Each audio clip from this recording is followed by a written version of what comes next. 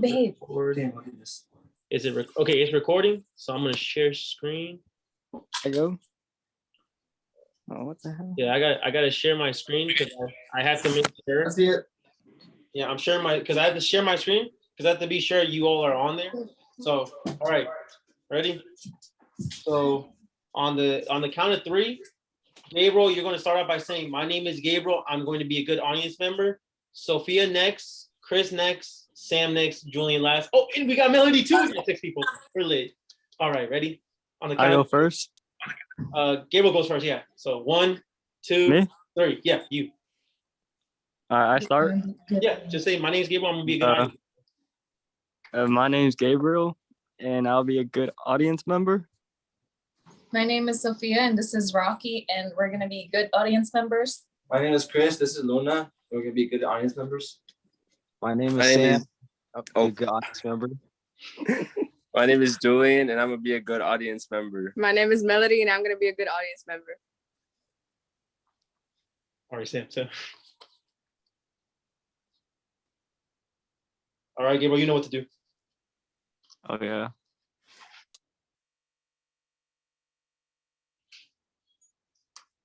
Sam, you end it. You say, "My name is Sam. I'm gonna be a good audience member." My name is Sam. I'm gonna be a good audience member. All right. So, I mean, let's get into this. You feel me? All right. So, imagine not having a guardian angel with a badge or that heroic figure that pulls you out of the dangerous flames, all because they didn't have the money to support their families or the right amount to properly nourish themselves. These people could be your father, brother, uncles, mothers, or even daughters that put their lives on the line to wear the uniform with pride. I can relate because whenever I put on my uniform that reads U.S. Army, I wear it with pride, knowing that I risk my life daily in order to keep millions of Americans safe. Today, I will be speaking about why we should be helping fund police departments and fire departments for them to be able to do their job with the utmost efficiency and discipline. Hopefully, by the end of this speech, you will see the importance of giving at least $1 to $2 for them to be able to do the things they love. We should donate money to both departments so that way they can pay for better training, better equipment, and for them to be able to have a better lifestyle as well. Now, it's very important for police officers and fire department officials to do their job by having better equipment. So nationalpolicefund.com states, many departments issue expired vests, but officers may not know it until it's too late. Well, this also comes from the fact that many police departments aren't funded properly. If they have better funding, then all the equipment could be better checked and better dated. So that way these officers don't have to worry about a bullet going through their chests. NationalPoliceSupportFund.com states, unfortunately, many officers do not have access to the protective equipment they need to stay safe and return home to their families. This could be very detrimental because right now, America actually has a shortage of police officers. And, shortage of police officers mean we have to make cuts and losses in certain areas, meaning that we might not be able to train them as efficiently, and we might be not doing background checks for many of the people. WSRB.com states, malfunctioning or poorly functioning equipment could endanger firefighters' lives or prevent them from working as quickly and effectively as possible, resulting in a fire burning longer than necessary. That is not needed right now in society. We need firefighters to be able to go ahead and take out those fires as quickly as possible in order to keep people safe and to make sure nobody's burning alive.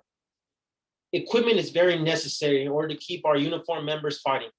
However, they also need the proper training in order to be able to use such equipment. So, USAtoday.com. Law enforcement training is often outdated and promotes a react first, think later mentality, ultimately validating officers' decisions even when they appear to defy logic. This is not good.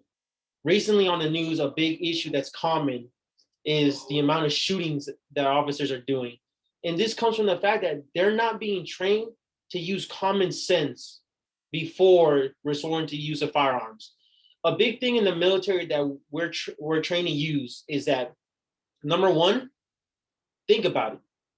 Think about why you need to pull out a weapon right now when you can use something maybe such as your words or something more important, such as, maybe a threat in order to let the opponent know that, hey, stand down. this chart from Prison Policing Institution shows how the United States right now has the leading deaths of civilians in comparison to other wealthy countries. This comes from the fact that because of the lack of money, officers aren't being trained efficiently and with the newest set of equipment necessary. FireRescue1.com states, Leamington's Board of Selectmen has ordered its volunteer fire department to stand down into further notice while the town tries to bring its firefighting protective gear into compliance with national standards. This is an issue. Because the equipment is so outdated, these firefighters can't go into action immediately because they have to make sure that they are up to date with what is necessary to keep our fighting force safe. HetchingerReport.org states, police academies began to adopt an aggressive military approach to training in the 1960s and 1970s amid the escalating war on drugs and electoral success of politicians campaigning on law and order. Basically, this is stating that right now, police officers are trained to be aggressive. They're not trained to stand down the situation. They're not being trained to de-escalate the situation. Instead, it's shoot first, ask questions later. Now, while both training and equipment are important, these are silent heroes getting paid what they sacrificed for, but they're not getting paid enough. ABCnews.com states, some officers earning a comfortable middle-class living and others are scraping by on poverty and near poverty wages, forced to take second and third jobs to cover basic costs. That is an issue. These officers are being overworked in order for them to just simply make a living. That keeps them from being able to hit the gym. That hits them from being able to do different classes in order to keep the American population safe. As well, that leads to more lethargy, it leads to more hunger, and it leads to the officer having, no energy in order to do their job more efficiently. FireRescue1.com also states, yet in many places, their entry-level hourly wage can be as low as $9.69. For reference, a McDonald's crew member earns an hourly wage of $9. These firefighters that risk their lives to go into battle with, dangerous fires, rescuing people from high buildings, they're being paid a couple cents more than a McDonald's worker. That means the typical, American population thinks as their pay as nothing more than flipping a couple burgers or maybe taking out a fire in a McDonald's grill. Better training, equipment, and salaries are simple items that can be fixed by a simple contribution from the American people that these heroes swore to protect. At the beginning of this speech, I gave a couple reasons as to why these two departments should be funded. Now that we are approaching the end, I am hoping my voice has reached you. Better equipment, better training, and better salaries are some of the simple things that we can help with. Today, I spoke about why we should be helping fund police departments and fire departments for them to be able to do their jobs with utmost efficiency and discipline. You can go ahead and make your contribution to different organizations such as National Police Foundation.org or firehero.org, with even the smallest contributions having the greatest impact. $1 a day from millions of Americans shapes up to be a lot more than what people think there is. The simple things matter. Like we say in the military, it's always the small things that make the most impact. Every day, I live my life knowing that I can possibly lose it in the battlefields of Afghanistan or Syria. In America, we have Afghanistans and Syrias in the form of gang-related violence in Chicago, Detroit. These men and women aren't overseas, but they take care of the battles that I don't. They take care of the battles needed to be won in America in order to keep the civilians safe. Thank you. Any questions?